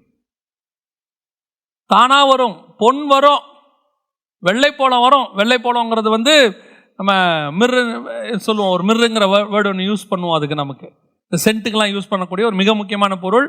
அது வந்துட்டு இந்த ஆசாரிப்பு கூடாரத்தில் தைலம் தயாரிக்கிறதுல அதுதான் மேஜர் பார்ட். வெள்ளை போலம் அது வந்து ஒரு காஸ்ட்லியஸ்ட் ஒன்று. 3வது தூபவர்க்கம். இப்போ எடுத்துக்கொள்ளுங்க, இப்போ இயேசுநாதர் ஆஃபரிங் கேட்டாரா இவங்கள? ஆனால் இவன் யாருக்கு கொண்டு வந்தான் எல்லாத்தையும்? ஒரு ராஜாவுக்கு வர ஆஃபரிங் வருது இல்லையா? வர ஆஃபரிங் யாருக்கு வருது? ராஜாக்குரிய ஆஃபரிங் வருது. ஒரு ராஜாவுக்கு நம்ம கொடுக்கறதுக்காக எடுத்துட்டு வராங்க அவங்க. ஆனால் இப்போ இயேசு எங்க இருக்கிறாரு? மாட்டு தொழுவத்தில் கிடத்தப்பட்டிருக்கிறார் முன்னணியில். இப்போ இவன் என்ன பண்ணணும் நியாயமா? ராஜாவுக்கு கொடுக்க தான் எடுத்துன்னு வந்தோம். ஆனால் எங்களுக்கு என்னவோ சின்ன சந்தேகம். ராஜா எங்க இருக்கணும்? அரண்மனையில் இருக்கணும். இவர் அரண்மனையில் இல்லை. இவர் எங்க இருக்கிறாரு? ஆனால் கொண்டு வந்த மொத்த ஆஃபரிங்க என்ன பண்ணிட்டான்? அங்கேயே பாதத்தில் வச்சுட்டான். அங்கேயே வச்சுட்டான். இவனுக்கு எந்த விதமான சந்தேகம் இல்லை அவர் ராஜா என்பதில்லை. பிறக்கிற இடத்தில் வைத்து நான் ராஜாவை டிசைட் பண்ணல. ராஜாவை வைத்து தான் பிறக்கிற இடத்துக்கு மரியாதை இல்லையா? ராஜானா அரண்மனையில் தான் பிறக்கணும் அப்படின்னு அவசியம் இல்லை. ராஜா எங்க வேணாலும் பிறக்கலாம். பிறந்தா அவர் ராஜா தான். தாவீது பிறக்கிறதுக்கு முன்னாடியே ராஜாவாக முன்குறிக்கப்பட்டவர். ஆனால் பிறந்தது அரண்மனையில் பிறந்தாரு இல்லை. சரி, இப்போ கொண்டு வந்தானே எல்லாத்தையும் கொண்டு வந்து வச்சுட்டான். அப்போ இயேசு இருக்கிற இடத்திற்கு ஆஃபரிங் எப்படி வருது? தானாய் வரும். நீங்க கேட்க வேண்டிய அவசியமே இருக்காது. இயேசு மட்டும் உன் வீட்டில் இருந்தாரு. உன் வீடு மாட்டு தொழுவமா இருக்கட்டும், ஆடு மாடு கட்டுற இடமா இருக்கட்டும், கிராமத்தில் ஒரு சின்ன சர்ச்சுன்னு சொல்லுங்க, இல்லை யாருமே வர முடியாத இடுக்கு சந்துக்குள்ள சர்ச் இருக்குன்னு சொல்லுங்க, இல்லை யாருக்கும் தெரியாத நான் ஒரு சின்ன ஊழியக்காரன் ஏதோ ஒரு மூலையில் இருக்கிறேன்னு சொல்லுங்க, நீ இருக்கிற இடத்துக்கு உன் தேவைகளை கொண்டு வந்து அனுப்புவதற்கு கர்த்தர் வல்லமை உள்ள தேவனாய் இருக்கிறார். எதை அனுப்புவார் தெரியுமா? சாதாரணமா இல்லை. உன் தேவை என்னவோ அதை மொத்தமா அனுப்புவார். பொன்னும் வரும், வெள்ளை போலம் வரும், தூபவர்க்கம் வரும். வாட் எவர் யூ நீட் அந்த கொண்டு வந்து கொடுப்பதற்கு கர்த்தர் வல்லமை உள்ளவர். நீங்க சொல்லுங்க, வெறும் டென்ட் தான் எங்க சர்ச்சு, ஆஸ்பெஸ்டாஸ் ஷீட்டு, கூரை, இது உள்ள உட்காந்து ஒன்றும் செய்ய முடியல, 10 பேர் தான் இருக்கிறோம், எங்களுக்கு கட்டுறதுக்கு வசதி வாய்ப்பே இல்லை, வழியே இல்லை. நீ என்ன வேணா சொல்லிக்கப்பா, ஆனால் உன் சர்ச்சுக்குள்ள இயேசுநாதர் இருக்கிறாரான்னு மட்டும் பாரு. அதுதான் இம்பார்ட்டன்ட். நீ கூரையில் இரு, நீ ஷெட்டில் இரு, டென்ட்டில் இரு, ஆனால் உன் சர்ச்சுக்குள்ள இயேசுநாதர் இருக்கிறாரா? இயேசு அங்கே இருப்பாரானால் உலகமே பிரமிக்கிற அளவுக்கு ஆண்டவர் நாலாபுறத்திலிருந்தும் கொண்டு வந்து உன் தேவைகளை சந்திப்பதற்கு வல்லமையுள்ளவராக இருக்கிறார். அவ்வளோதான். அவங்க வீட்டில் இயேசுநாதர் இருந்தால் போதும். நம்ம இன்னைக்கு எதுக்கெல்லாம் ஸ்ட்ரகிள் பண்ணுறோம்? இவ்வளோதான் மாத சம்பளம், இதுக்குள்ளே தான் நான் என் குடும்பத்தை நடத்த வேண்டியிருக்கு, ஒரு எக்ஸ்ட்ரா செலவு வந்தால் எனக்கு இல்லை, கடன் தான் வாங்கணும். ஏன் வாங்கணும்? நம்ம வீட்டில் இயேசுநாதர் இருந்தார்னு வச்சுக்கோங்க, தேவை என்னவோ அந்த தேவை அத்தனையும் வீட்டுக்கு வரும். நீங்கள் எப்படி விசுவாசிக்கிறீங்களோ அப்படி தான். எனக்கு ஒன்றுமே வராது. நீங்கள் நம்ம வாயின் அறிக்கை தான், எனக்கு ஒன்றுமே வராது, எனக்கு மாதம் இவ்வளோதான் சம்பளம், இது உள்ளே தான் நான் ஓட்டுங்க. என் தேவை என்னவோ அதை பரலோகம் பார்த்து கொள்ளுங்கிற விசுவாசம் உனக்கு வந்துருச்சுன்னா, நீ இருக்கிற இடத்திற்கு என்ன தேவையோ அதை கர்த்தர் கொண்டு வருவார். இயேசுநாதர் எனக்கு ஒன்று வச்சிருக்கிறார், அது என் தேவைகள் எல்லாவற்றையும் சந்திக்கும், ஒரு குறைவில்லாதபடிக்கு பார்க்கும். எங்கிருந்தும் எது வேணாலும் வரும். உங்களுக்கு தெரியுமா, பொன் ஒரு இடத்துல ஸ்பெஷல், தூபவர்க்கம் ஒரு நாட்டுடைய ஸ்பெஷல், வெள்ளை பழம் இன்னொரு நாட்டுடைய ஸ்பெஷல். எல்லா நாட்டுக்கும் எங்க வருது? இயேசுநாதர் பாதத்துக்கு வருது. அவர் எங்க இருக்கிறாரு? மாட்டு தொழுவத்தில் இருக்கிறார். நாம எங்க இருந்தாலும் தேவை வந்து சேரும். நீ மாட்டு தொழுவத்திலே கூட போய் உட்காந்துக்குங்க, அங்க வரும். நீங்க இருக்கிற இடத்துக்கு வரும். அனுப்புகிறவர் கர்த்தர். என்னுடைய தேவை என்ன என்பதை பரலோகம் பார்த்து வச்சிருக்கு. வாசிங்க, லூக்கா எழுதின சுவிசேஷம் 2ஆம் அதிகாரம் 24வது வசனம் வாசி. கர்த்தருடைய நியாய பிரமாணத்தில் சொல்லி இருக்கிறபடி ஒரு ஜோடு காட்டுப்புறாவையாவது 2 புறா குஞ்சுகளையாவது பலியாக செலுத்தவும் அவரை எருசலேமுக்கு கொண்டு போனார்கள். எதை செலுத்த போனாங்க? பலி செலுத்த எதை எடுத்துட்டு போனாங்க? காட்டு புறாவை ஒரு ஜோடு புறாவாவது. இந்த காட்டு புறா யார் தெரியுமா செலுத்துவா? அட்டர்மோஸ்ட் ஏழைகள் செலுத்துவாங்க. நல்லா இருக்கிறவன் எதை செலுத்துவான்னா ஆடு மாடு செலுத்துவான். பழுதற்ற ஆட்டுக்கடா, சிவப்பு கிடாரி, இதெல்லாம் பலி செலுத்துவாங்க. ஆண்டவர் என்ன சொல்றார் நியாயப்பிரமாணத்தில்? ஒருவேளை உன்னால எதுவுமே முடியும்னு வச்சுக்கோ, ஒரு புறா குஞ்சு விற்குது இல்ல, ஒரு பணத்துக்கு 2 புறா குஞ்சு, அந்த மாதிரி இருக்கிறதுல லீஸ்ட் ஏழைகள் கூட பலி செலுத்தணுன்றதுக்காக வைக்கப்பட்ட லாஸ்டான பலி தான் எது? புறா குஞ்சு. அப்ப மரியாளும் யோசேப்பும் எதை வாங்கிட்டு போனாங்க? கோடீஸ்வரனா இருந்தா என்ன பண்ணியிருக்கணும்? எனக்கு ரொம்ப ஆச்சரியம் என்னன்னா, இயேசுவை பார்க்க மேய்ப்பர்கள் வந்தாங்கல்ல, ஒருவேளை ஆடு கொடுக்கல போல, பார்க்க மாட்டோம் வந்துடும். சரி, நம்ம சில நேரத்தில் அப்படி நினைப்போம், மெய்ப்பர்கள் வந்திருக்காங்க, நல்ல ஒரு கொளுத்த கன்று ஆடோ ஒன்று கொடுப்பாங்கன்னு நினச்சா, நம்ம ஆண்டவர்கிட்ட அது ஒரு பெரிய ஸ்பெஷாலிட்டி. இவர் நமக்கு கொடுப்பாருன்றவர் கொடுக்க மாட்டார். நம்ம எதிரே பார்க்காம உட்காந்துருக்கும் போது அது வரும். எகிப்தியருடைய சம்பத்தும் எத்தியோப்பியருடைய வர்த்தமானமும் தேசங்களை தாண்டி வரும் அப்படின்னு ஒரு வசனம் இருக்கு. அதன்படி உங்களுக்கும் எனக்கும் ஆண்டவர் என்ன செய்வார்? கொண்டு வருவார். அப்போ இயேசுநாதருடைய நிலைமை என்ன நிலைமை தான்? புறா குஞ்சு கொடுக்குற நிலைமை தான். இயேசுநாதருடைய ஸ்பெஷாலிட்டி என்ன தெரியுமா? பிறக்கும் போது கோல்டு வந்துச்சா, சாவர வரைக்கும் அவர்கிட்ட காசு வரும், ஆனால் எதுவும் அவர்கிட்ட இருக்காது. ஏரோதுடைய காரியதரிசி செக்ரட்டரி அவங்க வந்து என்ன பண்ணியிருக்கிறாங்க? ஆஸ்திகளால் அவருக்கு ஊழியம் பண்ணினார்கள்னு இருக்கு. அப்படிதான் இருக்குது. யோவானாலும் சூசன்னாலும் ஆஸ்திகளால் அவருக்கு ஊழியம் செய்த இன்னும் அநேக ஸ்திரீகளும் அவரோடு கூட இருந்தார்கள். அப்போ ஆஸ்திகளால் ஊழியம்னா ப்ராப்பர்ட்டிலாம் கொடுத்துருவான் போல. ஆனா இயேசுநாதர் சாகும் போது அவருக்கு இரவல் கல்றதான். அப்போ இயேசுநாதருக்கு நல்ல ஆஃபரிங் வந்திருக்கு. ஆனா எல்லாத்தையும் ஆண்டவர் என்ன பண்ணிட்டாரு? ஜனங்களுக்கு கொடுத்துட்டாரு. நல்லா கவனிச்சு கொள்ளுங்க. உன்னுடைய தேவை என்னவோ அதை பரலோகம் பார்த்து கொண்டே இருக்கும். நீ இருக்கிற இடத்திற்கு அது கொண்டு வந்து தரும். ஆனால் உன்னோடு கூட இயேசு இருக்க வேண்டும். அதான் ரொம்ப முக்கியம். கூட ஆண்டவர் மட்டும் இருந்துட்டார்னா நீ இருக்கிற இடத்துக்கு எல்லாம் தானா வரும். அல்லேலூயா. கடைசியாய் ஒரே ஒரு காரியத்தை நான் சொல்லிவிட்டு முடிக்கிறேன். வாசியுங்கள், மத்தேயு சுவிசேஷம் 2:16 வாசியுங்கள். அப்பொழுது ஏரோது தான் சாஸ்திரிகளால் வஞ்சிக்கப்பட்டதை கண்டு மிகுந்த கோபம் அடைந்து ஆட்களை அனுப்பி தான் சாஸ்திரிகளிடத்தில் திட்டமாய் விசாரித்த காலத்தின்படியே பெத்லகேமிலும் அதன் சகல எல்லைகளிலும் இருந்த 2 வயதுக்குட்பட்ட எல்லா ஆண் பிள்ளைகளையும் கொலை செய்தான். இயேசு பிறக்கும் போது மிகப்பெரியதான அசைவு ஏற்பட்டது. எப்படிப்பட்டதான அசைவு? எப்படிப்பட்ட அசைவு? வானத்தில் ஒரு அசைவு, பூமியில் ஒரு அசைவு, பூமியில் இருக்கிற அசைவு எப்படி?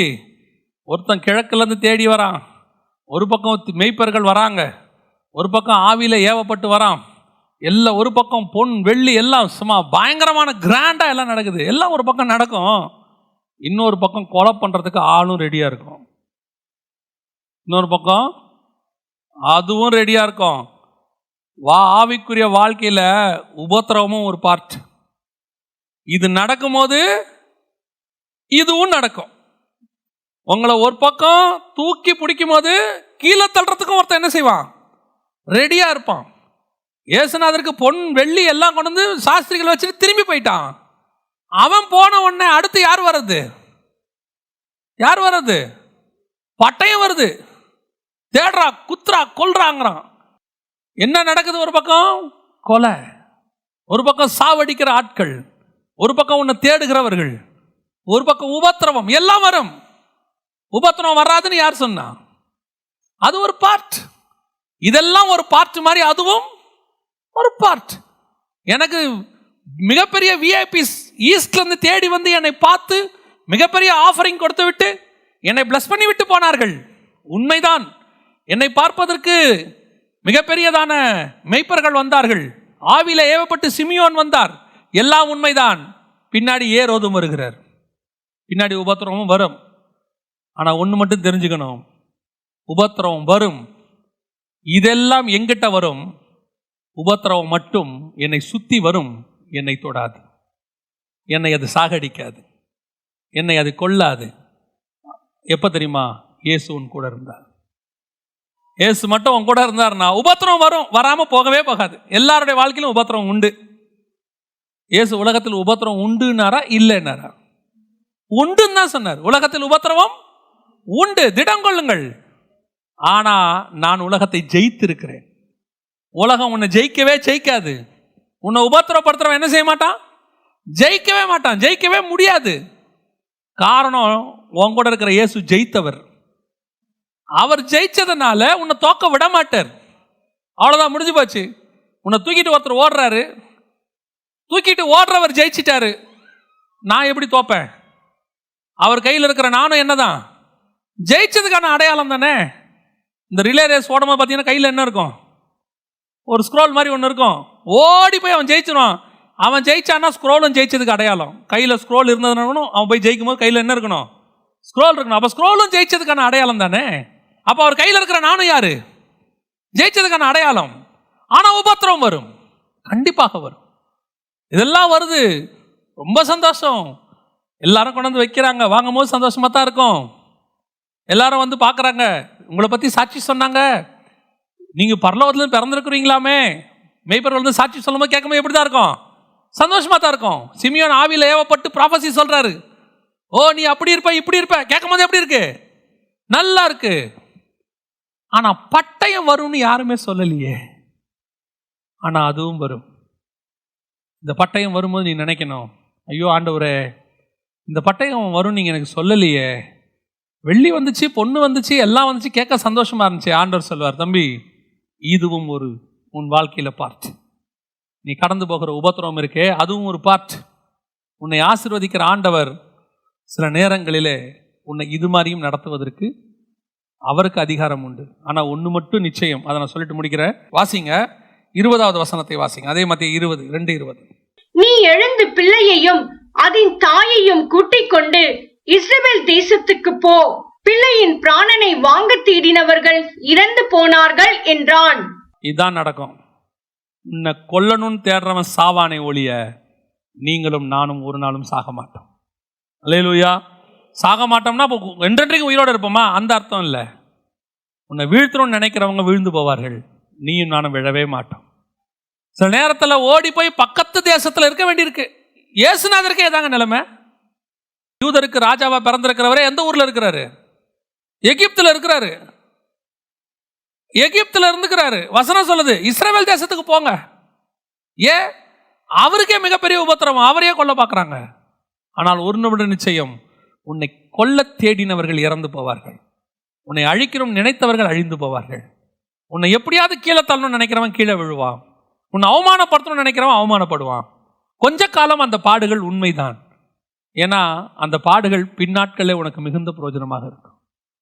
அப்போதான் நீங்கள் கர்த்தரை துதிக்கிறதுக்கு அது ரொம்ப பிரயோஜனமாக இருக்கும். சில நேரத்தில் கஷ்டப்படாமல் சில ஆசீர்வாதம் வந்தால் அது மேன்மை நமக்கு தெரியாது.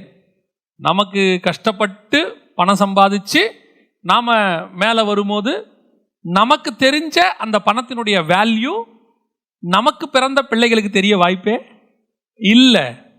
ஏன்னா நமக்கு தெரியும் அந்த பணத்தை சம்பாதிக்கிற கஷ்டம் என்னன்னு. ஒரு இடத்துல 10 மணி நேரம், 8 மணி நேரம், 12 மணி நேரம் நைட்டெல்லாம் கண்ணு முழிச்சு வேலை செஞ்சு அதை சம்பாதிச்ச ஒரு காசை நம்ம பிள்ளைகள் கேஷுவலாக கேட்கும். ஒரு 200 rupees கொடுங்க, ஒரு 500 கொடுங்க. எதுக்கு? எனக்கு ஒரு ஆக்சுவலி நான் ஒன்று வாங்கணும். நம்ம பிள்ளைங்கள் தான், நம்ம அவங்களுக்காக தான் சம்பாதிக்கிறோம், நம்ம அவங்களுக்கு கொடுக்க சந்தோஷப்படுறோம். ஆனால் எனக்கு தெரிஞ்ச அந்த மணி வேல்யூ யாருக்கு தெரிய வாய்ப்பு இல்லை, என் பிள்ளைகளுக்கு தெரிய வாய்ப்பு இல்லை. ஒரு நாள் அந்த பணம் இல்லாத போது அவர்களுக்கு அந்த வேல்யூ தெரிஞ்சாதான் அவர்கள் லைஃப்ல அந்த பணத்தை அவங்க என்ன செய்ய முடியும், கரெக்டாக ஹேண்டில் பண்ண முடியும். இல்லைன்னா நானாவும் சொல்லிக் கொடுக்கணும். இந்த பணத்தோடைய வேல்யூ என்னன்னு யார் சொல்லணும்? நானாவும் சொல்லிக் கொடுக்கணும். இல்லைன்னா என் பிள்ளைகளுக்கு என்ன தெரியாது, மணியோட வேல்யூ தெரியாது. அது நம்ம அதே மாதிரி தான் சொல்றேன். உபத்திரவத்தினுடைய வேல்யூ நமக்கு தெரியணும்னா, பிளஸிங்கோட வேல்யூ தெரியணும்னா உபத்திரவம்னா என்னன்னு தெரிஞ்சிருக்கணும். நல்லா பார்த்துருக்கீங்களா? பெரும்பான்மையான அப்பா அம்மாக்கள் சாப்பாடு வேஸ்ட் பண்ண மாட்டாங்க. காரணம், அவங்க ஒரு காலத்தில் எப்படி இருந்தாங்க? சாப்பாடு இல்லாமல் இருந்தாங்க. நல்ல சாப்பாடு கிடைக்காது. அதனால என்ன செய்வாங்கன்னா, அந்த கடைசி பருக்க வரைக்கும் அவங்க என்ன செய்வாங்க, எடுத்து சாப்பிட்டு தான் போவாங்க. நான் எத்தனையோ பேரை பார்த்துருக்குறேன். ஆனால் நம்ம பிள்ளைங்க பார்த்துருக்கீங்களா? அவங்க பிள்ளைகளையே பார்த்துருக்கீங்களா? பாதி சாப்பிட்டு அப்படின்ட்டு தலையாட்டிட்டு போயிட்டே இருக்கும். அவங்க அந்த தகப்பன் சொல்லுவார், சாப்பாடை வேஸ்ட் பண்ணாத. எத்தனையோ பேர் இது இல்லாமல் இருக்கிறாங்கன்னு சொல்லுவார். ஆனால் உண்மை என்னன்னா, ஒரு நாள் அவரே அது இல்லாமல் இருந்திருக்கிறார். அவங்களுக்கு தான் அந்த வேல்யூ தெரியும். அதே மாதிரி தான் சொல்கிறேன், சில நேரத்தில் கர்த்தர் நம்மளை உபத்திரவத்தை நடத்துறது எதுக்காக தெரியுமா? பின்னாட்களே நம்ம கிடைக்கிற பிளெஸிங்கோட வேல்யூ நமக்கு தெரியறதுக்கு. அப்போ தான் அந்த பிளெஸிங்கோட வேல்யூ நமக்கு என்னன்னு தெரியும். அல்லேலூயா. ஆனால் ஒன்று மட்டும் நிச்சயம், உபத்திரவம் உன்னை சாகடிக்காது, உபத்திரவம் உன்னை கொல்லாது. நீ கடந்து போகிற பாதைகள் ஒருவேளை உன்னை பட்டயம் விரட்டிக்கிட்டு வரும். உன்னை கொல்றேன் பாரு, இல்லாமல் பண்ணுறேன் பாரு, உன்னை க்ளோஸ் பண்ணிடுறேன் பாரு, நீ எப்படி இருக்கிறேன்னு பார்க்கலாம், என்ன வேணாலும் சொல்லிட்டு போட்டோம். எப்பேற்பட்ட ராஜா சவுல் துரத்தினாலும், ஒரு ஆடு மேய்க்கிறவனாக தாவீது இருந்தாலும், சவுல் தான் சாவானே ஒழிய தாவீது ராஜாவாகத்தான் மாறுவான். உன்னை விரட்டுறது எவ்வளோ பெரிய ஆளாக இருக்கட்டும், எவ்வளோ பெரிய ஆர்மியாக இருக்கட்டும், எவ்வளோ பெரிய போஸ்டிங் இருக்கட்டும், எவ்வளோ பெரிய பணக்காரனாக இருக்கட்டும், உன்னை விரட்டாத வரைக்கும் அவனுக்கு நல்லது. விரட்ட தொடங்கிட்டான், ஒரு நாள் உனக்கு செய்தி வரும், உன்னை விரட்டினவர்கள் இறந்து போனார்கள், நீ ராஜாவாகலாம் என்று. அல்லேலூயா. ஆகவே இயேசு உன்னோடு கூட இருப்பாரானால் இது அத்தனையும் நடக்கும். மூலமாக ஒரு பெரிய அசைவை கர்த்தர் உண்டு பண்ணுவார். அல்லேலூயா. நம்ம ஜெபம் பண்ணுவோமா? Thank you Holy Spirit. சர்வ வல்லமையுள்ள எங்கள் தகப்பனே, இந்த அருமையான நேரத்திற்காக உமக்கு நன்றி. ஆண்டவரே, நீங்க மட்டும் எங்க ஆலயத்துக்குள்ள வந்துட்டீங்கன்னா, எங்களுக்குள்ள வந்துட்டீங்கன்னா, எங்களை உருவாக்க நீங்க வந்துட்டீங்கன்னா போதும் ஆண்டவரே. தானாக வானமும் பூமியும் அசையும் அப்பா. மிகப்பெரிய அசைவு ஏற்படும் ஆண்டவரே. உங்க குடும்பத்தில் ஒரு மிகப்பெரிய அசைவை கர்த்தர் உண்டு பண்ணுவார். உன்னை சுற்றிலும் மிகப்பெரிய அசைவை கர்த்தர் உண்டு பண்ணுவார். உன் ஊழியத்தின் பாதையில கர்த்தர் மிகப்பெரிய அசைவை உண்டாக்குவார். உன் ஆவிக்குரிய வாழ்க்கையில ஒரு அசைவு உண்டாகும். உன்னை தேடி ஜனங்கள் வருவார்கள். நடக்கும், உன்னை தேடி ஜனங்க வருவாங்க. யூதருக்கு ராஜாவாய் பிறந்திருக்கிறவர் எங்கேன்னு கிழக்குல இருந்து வந்த மாதிரி நீ அறியாத இடத்துல இருந்து ஜனங்களை கர்த்தர் கொண்டு வருவார். நீ அறியாத தேசத்திலிருந்து ஜனங்களை கொண்டு வருவார். உங்ககிட்ட வந்து அவங்க பேசுவாங்க, உன்னை அவங்க தேடி வருவாங்க. கர்த்தர் போக சொன்னாருன்னு சொல்லுவாங்க. Don't worry.